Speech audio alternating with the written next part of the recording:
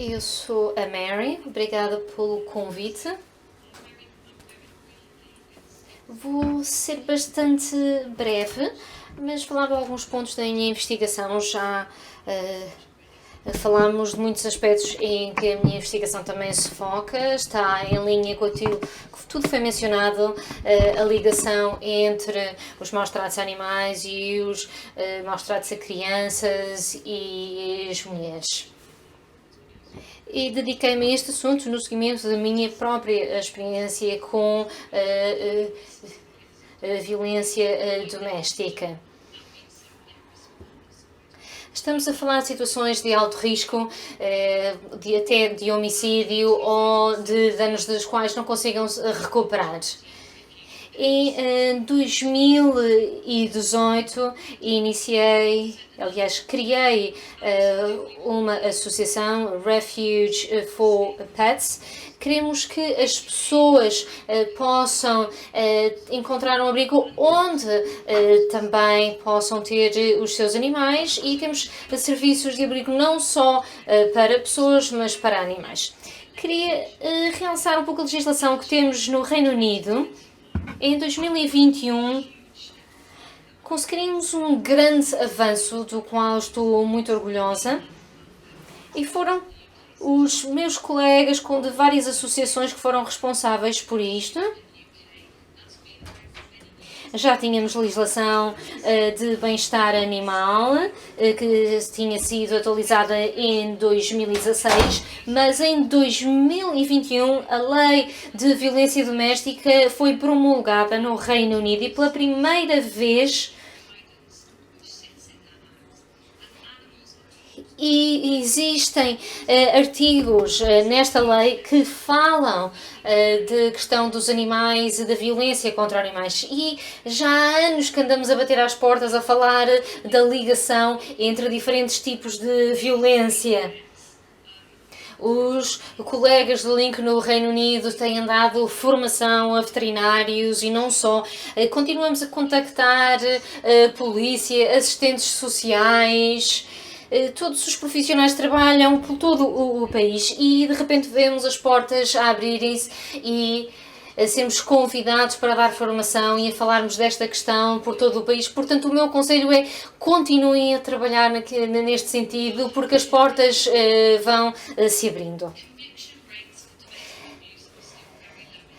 Taxas de condenação são ainda bastante baixas. São precisos mais de 50 incidentes para que algo seja denunciado. Portanto, a taxa de condenação é muito baixa no que diz respeito a maus-tratos a animais, crueldade para os animais. A sentença máxima passou de 6 meses a 5 anos, foi um grande passo em frente, mas temos, lá está, taxas muito baixas de condenação que diz respeito à crueldade contra animais, mas estamos a ir na direção certa.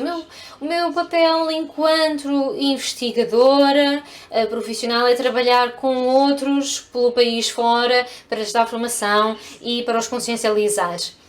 Mas sim, a violência contra os animais, no contexto já de violência doméstica, é crueldade contra os animais e é um controlo coercivo sobre as pessoas. Porque os animais também são vítimas dessa violência doméstica. Não vou aqui entrar em pormenor neste diagrama, mas alguns de vós provavelmente conhecerão a roda do poder e controlo que está no centro de toda a dinâmica de violência doméstica. Aqui conseguimos incluir os animais. Temos aqui várias fatias deste diagrama, mas ali ao pé de utilizar crianças, conseguimos adaptar esta roda para incluir os animais. Os profissionais por todo o Reino Unido estão a começar a utilizar esta roda. Se não fizermos a pergunta relativamente à possível violência contra animais, esta pergunta não vai surgir. Porque quando se vive com a violência doméstica, é difícil reconhecer exatamente aquilo que se passa. Isto vai ajudar os nossos profissionais que lidam com vítimas de violência a explicarem aquilo que se passa, a explicarem que faz parte do padrão de violência doméstica, que a culpa não é das vítimas. Aqui há algumas conclusões da minha investigação, não vou entrar em pormenor, mas o que quero realçar é que os animais são vítimas também de violência doméstica. Há um grande paralelo entre a violência doméstica, em que as vítimas são as pessoas, as crianças e os animais. Falei com 107 sobreviventes de violência doméstica e mais de 90 destes agregados familiares também havia vítimas que eram animais. Animais eram negligenciados, eram vítimas de violências, negligenciados com falta de água, falta de comida, tratamentos veterinários. Mas o mais chocante é que até os animais eram mortos pela agressão de 13 destes casos intencionalmente mortos.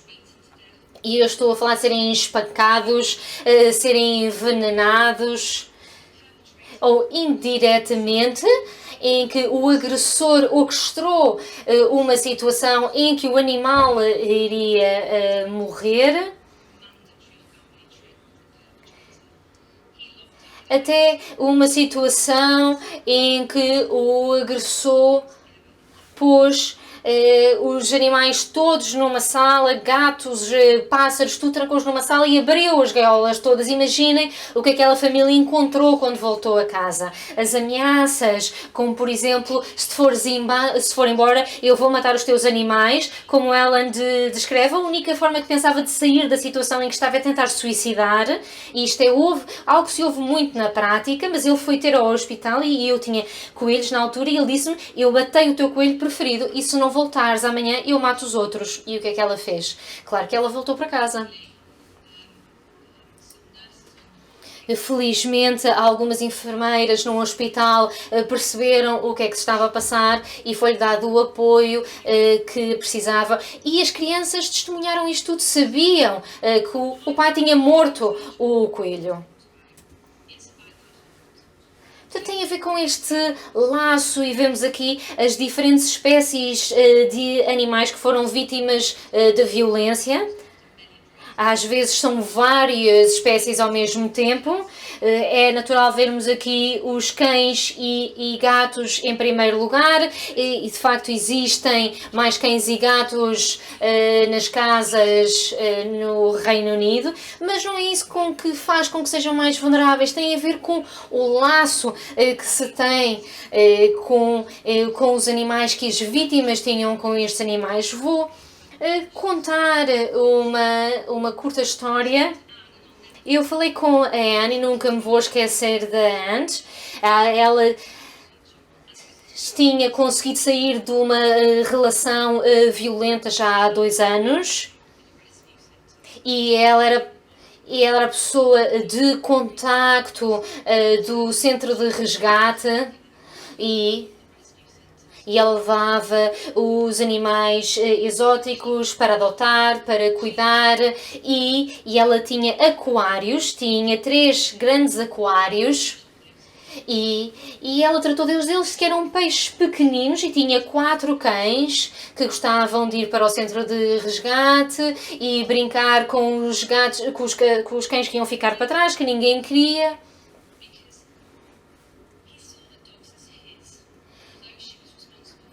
O agressor nunca tratou mal os cães porque também os via como seus, mas que estavam expostos a um ambiente violento, levava-os ao veterinários.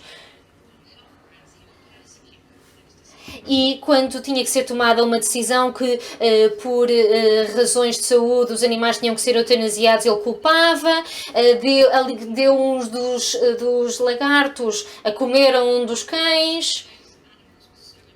Fez isso porque os animais eram muito importantes para ela, davam-lhe aquela sensação de segurança, porque quando estava a cuidar dos animais, estava concentrada naquilo que estava a fazer, a pensar nos animais, não estava a pensar na violência que experienciava todos os dias.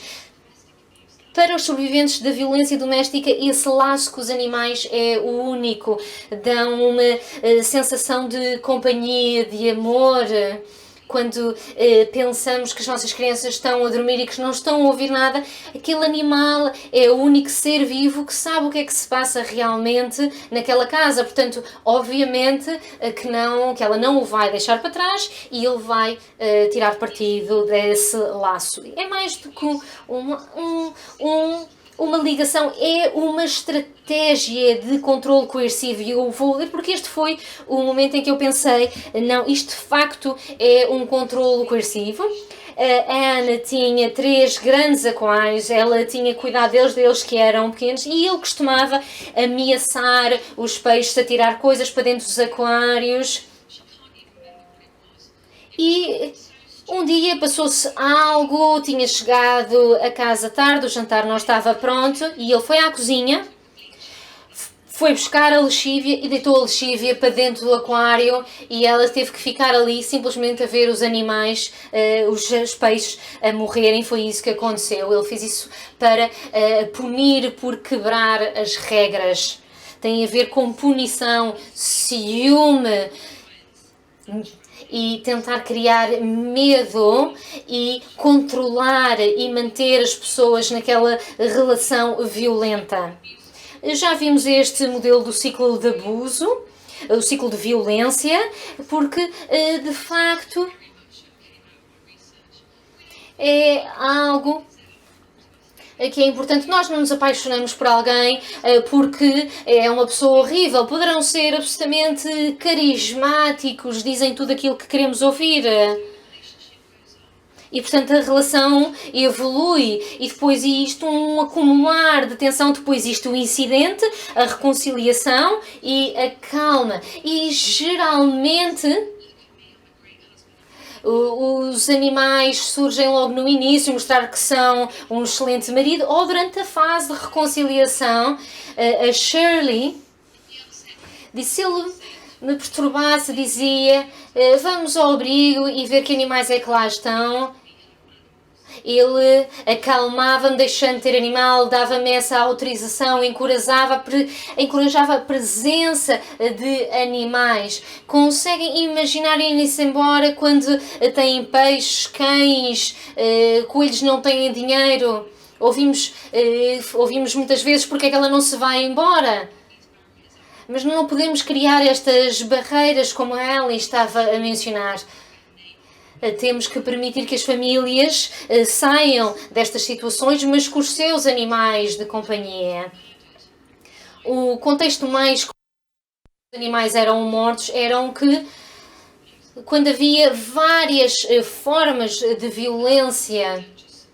E isto são situações de alto risco, mas claro que não trabalhamos só com situações de alto risco, não queremos que lá cheguem. Mas temos que, de facto, criar condições para receber também os animais.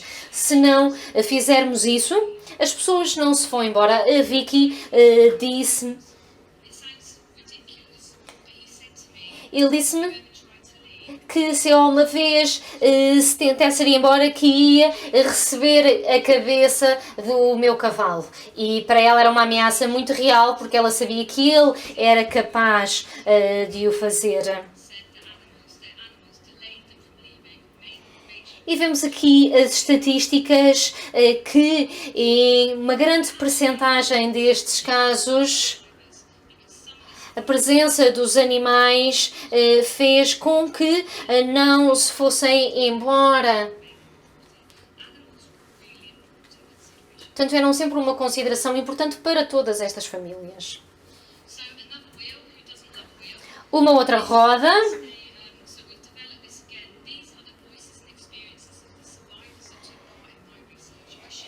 Este é os contributos de todas as sobreviventes que participaram na investigação, eram todas mulheres.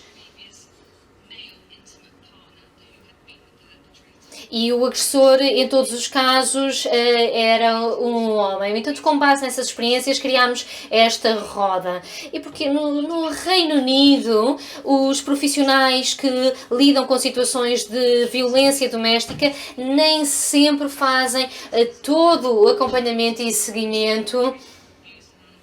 E não fazem, por exemplo, nem sempre a pergunta se o agressor alguma vez cometeu atos de violência contra animais, ou podem perguntar, mas depois fazem o acompanhamento mesmo que a resposta seja positiva. Aliás, em muitos dos casos, eu era a primeira pessoa com quem estas sobreviventes falavam, porque tinham medo de ser reportadas como más donas, más mães.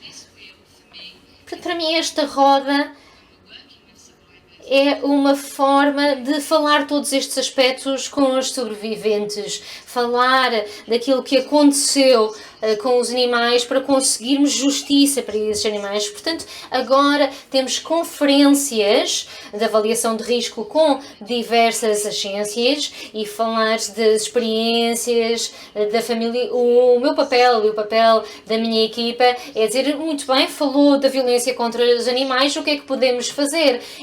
É para ser reportado, temos evidências.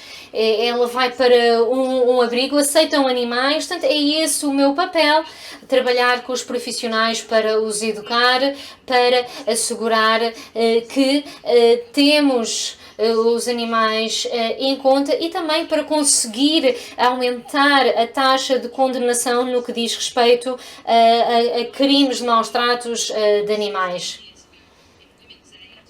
Há 16 anos atrás, com uma das nossas organizações, eu tinha um bebê lá, porque a minha vizinha reportou a situação de violência em que eu estava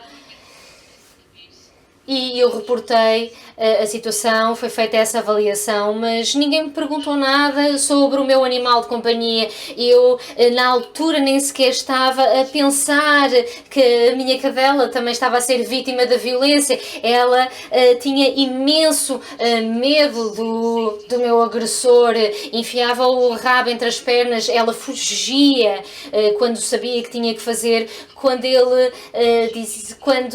dizia, sim, chega aqui, ele não era violento a nível físico nessa altura, mas se alguém tivesse feito as perguntas que aqui estão, eu teria conseguido identificar aquilo que se passava, identificar como violência. Ele estrangulou a minha cadela e é por isso que eu aqui estou, porque isto é uma questão tão importante. Temos que consciencializar as pessoas para esta ligação entre a violência doméstica e a violência contra os animais e impedir que vá ainda mais longe. Ainda não acabei.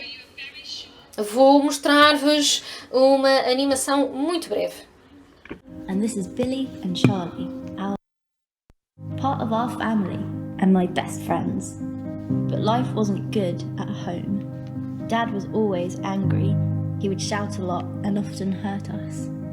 I was always frightened. He used Billy and Charlie to control us. One day, it got so bad that Mum said we needed to leave quickly and stay at a refuge, but we took Billy and Charlie with us. Luckily, a friend of Mum's had mentioned Refuge for Pets, who could look after Billy and Charlie. Refuge for Pets were amazing, sending us updates and photos. It was such a comfort to see that they were safe. But the best day was when Mum and I moved into our new home. Billy and Charlie were allowed to come back and stay with us. Refuge for Pets, helping people and animals escape domestic abuse. So Refuge for Pets is an alternative. Portanto, o Refuge for Pets é uma alternativa para as famílias se forem para um abrigo que não aceita animais e infelizmente no Reino Unido, aliás, temos muito poucos abrigos que aceitam animais.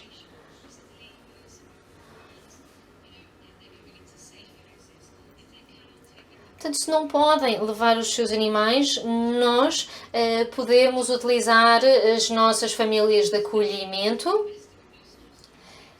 E não só temos, temos outros serviços de acolhimento de animais de companhia por todo o país, como veem aqui, ali o Refuge for Pets, ali azul no sul. Portanto, em 2022 conseguimos dar apoio a 560 famílias, dando acolhimento a 768 animais. E trabalhamos nisto desde 2017 e já acolhemos todos estes animais. Não vou detalhar o processo, sei que já não temos muito tempo, mas para resumir, a violência doméstica é um problema muito relevante. Uma em cada 4 mulheres passa por uma situação de violência doméstica e representa um gasto considerável da despesa pública. E tem um impacto absolutamente devastador nas famílias. Eu partilhei apenas algumas histórias, há muito mais. Tem um impacto para toda a vida. Temos que permitir que as famílias consigam sair desta situação o mais rapidamente possível com os seus animais de companhia e assegurar a sobrevivência de todos, pessoas e animais. E é tudo.